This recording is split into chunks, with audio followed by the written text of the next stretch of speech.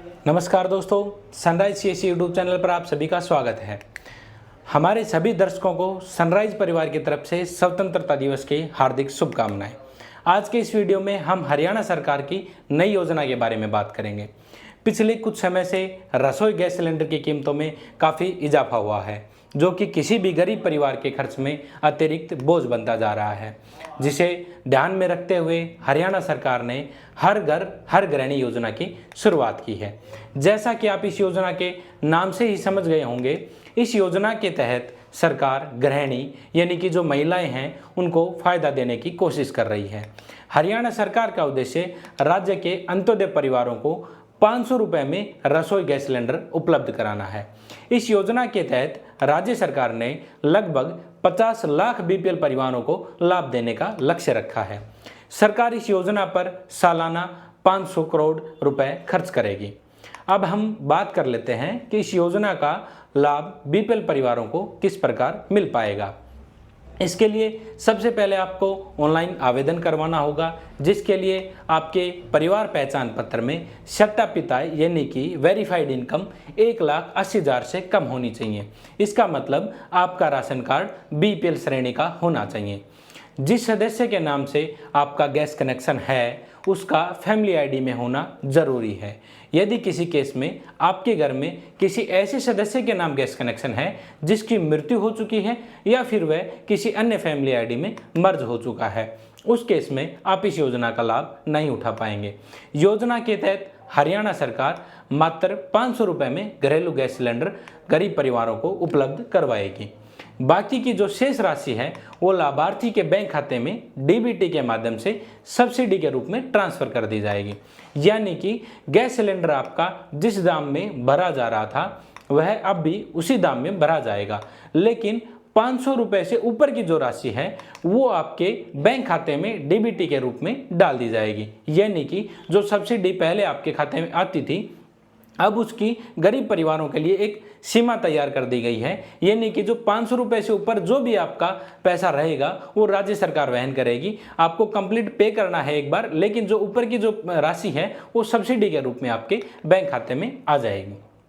उसके बाद हम बात करें ऑनलाइन आवेदन करने के लिए, आपको सबसे पहले परिवार पहचान पत्र, बैंक की पासबुक, गैस की कॉपी और ओटीपी के लिए जो फैमिली आईडी का रजिस्टर्ड मोबाइल नंबर है उसकी ज़रूरत रहेगी। ऑनलाइन आवेदन करवाते समय आपसे यह पूछा जाएगा कि आपकी जो फैमिली आईडी है उसमें उस मेंबर का चयन करें जिसके नाम से गैस कनेक्शन आपने ले रखा है, और जो गैस कनेक्शन की सब्सिडी आएगी वह आपके घर में जो महिला वर्ग है यानी कि जिसकी उम्र सबसे अधिक है उसके खाते में जाएगी। इसका मतलब यह है कि जिस महिला के खाते में यह सब्सिडी जाएगी उसकी बैंक अकाउंट की डिटेल उसके परिवार पहचान पत्र में अपडेट होनी चाहिए।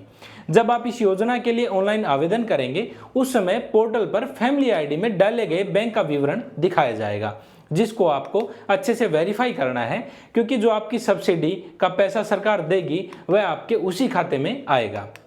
उसके बाद आपसे गैस कॉपी का कंज्यूमर नंबर और उसका एलपीजी आईडी मांगी जाएगी। यदि आपके पास एलपीजी आईडी नहीं है तो उसे आप गूगल से भी सर्च कर सकते हैं। आपको गूगल पे डायरेक्ट फाइंड एलपीजी आईडी लिखना है। यदि किसी कारणवश आप गूगल पे फाइंड आउट नहीं कर पाते हैं तो उस केस में जो आपकी संबंधित गैस एजेंसी है वहाँ से आप इसे पूछ सकते हैं। ऑनलाइन आवेदन पूरा होने के बाद आपके पास एक फाइनल प्रिंट आउट आ जाएगा, जिसे आपको आगामी प्रक्रिया के लिए संभाल के रखना है। आपको विशेष तौर से इस बात का भी ध्यान रखना है कि जो आपकी गैस एजेंसी है उसमें आपका ईकेवाईसी कंप्लीट होना चाहिए। यदि आपकी ईकेवाईसी नहीं हो रखी है तो आपकी सब्सिडी नहीं आएगी। इसलिए आपको एक बार यह ज़रूर चेक करना है कि आपकी केवाईसी कंप्लीट है या नहीं है।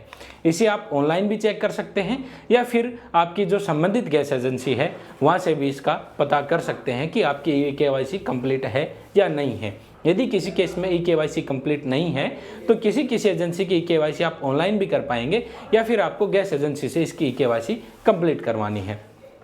जो हर घर हर गृहिणी योजना है इसके बारे में जो नॉलेज थी, जो कंप्लीट जो ब्रीफ में डिस्क्रिप्शन में जो डिटेलें हैं वो मैंने आपको बता दी हैं। उसके अलावा इसका जो ऑनलाइन प्रोसेस है उसको हम नेक्स्ट वीडियो में लेके आएंगे। साथ ही उस वीडियो में हम आपको बताएंगे किस प्रकार आप एलपीजी आईडी फाइंड आउट कर सकते हैं और आपकी ईकेवाईसी को किस प्रकार चेक कर सकते हैं। यदि इस योजना से संबंधित आपका कोई डाउट है तो नीचे कमेंट बॉक्स में आप हमसे पूछ सकते हैं, या फिर जो हमारा मोबाइल नंबर दिया हुआ है उस पर आप हमें व्हाट्सएप मैसेज कर सकते हैं। मैं उम्मीद कर सकता हूं कि आपको इस योजना से संबंधित कोई डाउट नहीं रहा होगा। फिलहाल आज के वीडियो में इतना ही। धन्यवाद दोस्तों।